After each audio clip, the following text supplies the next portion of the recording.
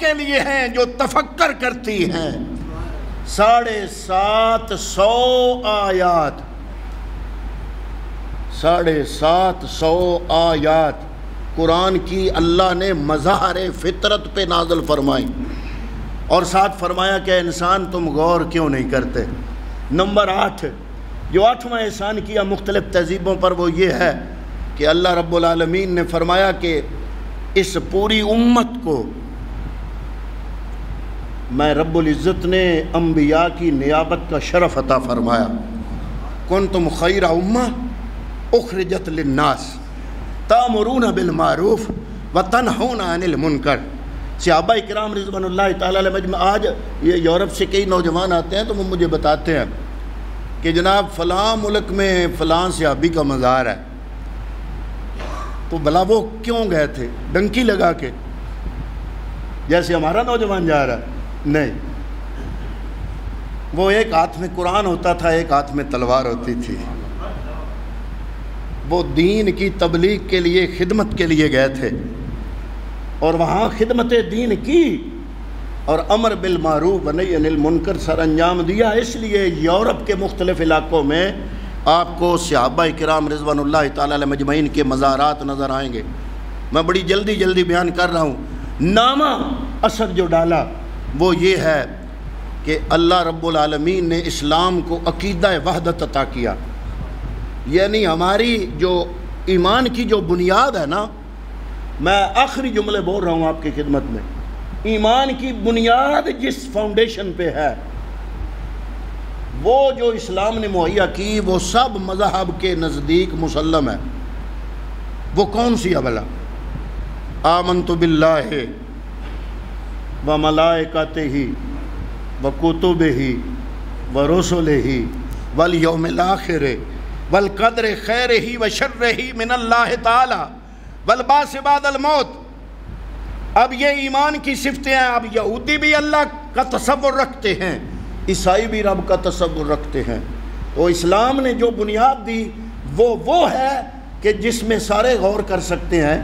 یہ اسلام نے کہا آمنت، ایک نا پچھلے دنوں ایک رپورٹ تھی کہ ایک مصنف ہی تھا، اس نے اسلام پہ تنقید کرنے کے لیے قرآن خریدا کہ میں پڑھوں اس کو اور پھر میں تنقید کروں گا۔ جب قرآن کا مطالعہ کیا تو وہ مسلمان ہو گیا۔ جب مسلمان ہوا تو ظاہر ہے آج کا دور ترقی یافتہ دور ہے، صحافی ہیں، صحافی ایک آ گیا، اس نے پوچھا بھی جناب آپ کس چیز سے متاثر ہوئے؟ اس نے کہا میں اصل میں تنقیدی جائزہ لینے کے لیے میں نے قرآن مجید کا مطالعہ تو شروع کیا، لیکن جب میں نے اس کی مختلف صورتیں دیکھی نا کہ کسی صورت کا نام ہے بنی اسرائیل، اب وہ یہودی بنی اسرائیل والے اپنے آپ کو کہتے ہیں نا، کسی صورت کا نام ہے مریم، حالانکہ وہ پیغمبر یہ فرما گیا ہے کہ الفاطمہ تو بدا تو منی، فاطمہ میرے جگر کا ٹکڑا ہے، فاطمہ مجھ سے، میں فاطمہ سے، حسن و حسین مجھ سے، میں حسن و حسین سے۔ اس نے کہا جس چیز نے مجھے مسلمان ہونے پہ مجبور کیا وہ یہ تھی کہ میں نے سوچا کہ اگر محمد یہ کلام خود بنا کے لاتا، کسی صورت کا نام ہوتا حسن، کسی صورت کا نام ہوتا حسین، کسی صورت کا نام ہوتا فاطمہ، کسی صورت کا نام ہوتا زہرا، کسی صورت کا نام ہوتا عائشہ، لیکن کسی صورت کا نام یونس ہے، کسی کا نام یوسف ہے، کسی کا نام ابراہیم ہے، کسی کا نام بنی اسرائیل ہے، کسی صورت کا نام مریم ہے، تو مجھے یقین ہو گیا یہ کلام محمد عربی کا اپنا نہیں، یہ اس خالق کائنات کا کلام ہے جس نے تورات اور انجیل بھی نازل کی تھی۔ یہ جو اسلام نے تصور دیا عقیدہ وحدت کا، یہ کسی مذہب میں نہیں۔ عیسائی موسیٰ علیہ السلام کو نہیں مانتے اور یہودی عیسیٰ علیہ السلام کو نہیں مانتے۔ مسلمان کون ہے؟ جو کہتا ہے آمنت باللہ، میں ایمان لایا اللہ پر، وملائکتہ، سارے فرشتوں پر، وکتبہ، ساری، صرف قرآن نہیں، ساری کتابوں پر، واہ رسول، ایک رسول نہیں۔ ہمارے اسلام مذہب کی آفاقیت دیکھیں، مسلمان بنتا ہی وہ ہے جو صرف ایک نبی نہیں، رب کے بھیجے ہوئے 1.25 لاکھ تمام انبیاء کا اقرار کرتا ہے۔ اب بتاؤ نیرو مائنڈڈ آپ ہو کہ ہم ہیں؟ وسعت فکر اللہ نے ہمیں عطا کی، آپ لوگوں کو عطا کی۔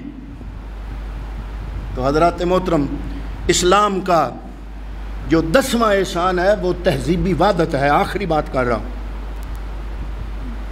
تہذیبی وحدت سے کیا مراد؟ مسلمان انڈیا کا ہو، مسلمان پاکستان کا ہو، مسلمان سعودیہ کا ہو، مسلمان مصر کا ہو، دبئی کا ہو، جب اوپر سے کوئی مسلمان آئے گا وہ کہے گا السلام علیکم۔ اب قوم میں الگ، خاندان الگ، زبانیں بھی الگ، جغرافیہ بھی الگ الگ، لیکن اسلام میں پروئے ہونے کی وجہ سے وہ اس کو کہہ رہا ہے السلام علیکم، وہ آگے سے کہہ رہے ہیں وعلیکم السلام۔ خوبصورت چیز کو عربی دیکھے، مصر والا دیکھے، دبئی والا دیکھے، سعودی عرب والا دیکھے، پاکستان والا دیکھے، انڈیا کا مسلمان دیکھے، جہاں جہاں بھی رہتا ہے، جو جو زبان بولتا ہے، خوبصورت چیز کو دیکھتا ہے، ہر بندے کی زبان سے نکلتا ہے ماشاءاللہ۔ اگر کوئی وعدہ کرتا ہے، چاہے سعودیہ والا کرے، چاہے مصر والا کرے، چاہے دبئی والا کرے، چاہے جرمنی والا کرے، چاہے انڈیا والا کرے، چاہے پاکستان والا کرے، زبانیں الگ الگ، خطے الگ الگ، جغرافیہ الگ الگ، وعدہ کرے تو لفظ ایک ہی بولتا ہے انشاءاللہ۔